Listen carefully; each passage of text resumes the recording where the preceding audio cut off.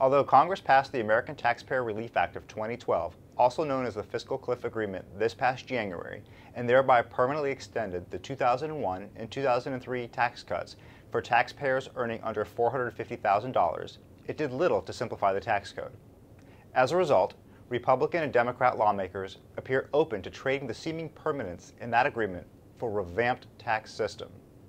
Tax reform can significantly impact owners, operators, and developers of multifamily housing. Indeed, our industry pays taxes when we build properties, manage units, and then try to leave the fruits of our labor to future generations. To ensure that we are not left worse off after any White House signing ceremony, tax reform legislation must encompass the following 5 elements. First, tax reform must be comprehensive and encompass both the individual and corporate sides of the tax code. The multifamily industry is dominated by so-called pass-through entities, including LLCs, partnerships, and S-corporations, instead of publicly held corporations. This means that the company's earnings are passed through to the owners who pay taxes on their share of the earnings on their individual tax returns. Accordingly, Congress must not reduce corporate tax rates financed by forcing flow-through entities to pay higher taxes, either by subjecting them to double taxation or by denying our firms credits and deductions. Second, tax reform should maintain the current tax treatment of carried interest.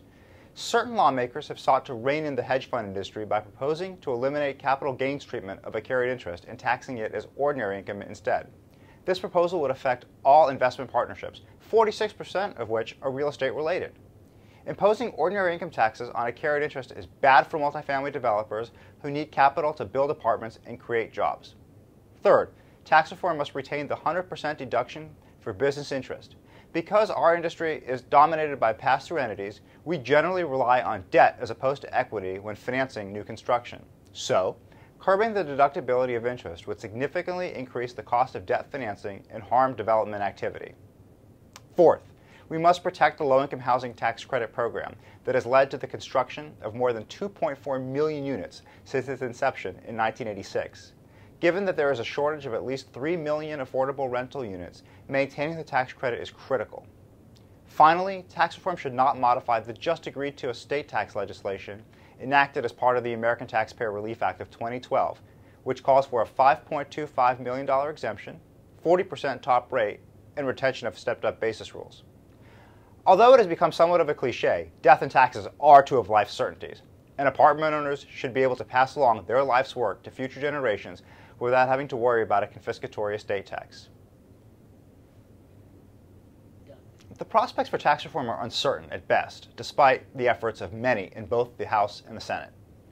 It will be challenging to enact legislation until questions of how much revenue the tax system should raise are settled.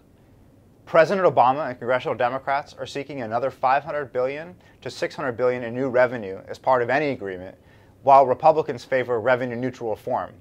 That circle will first need to be squared.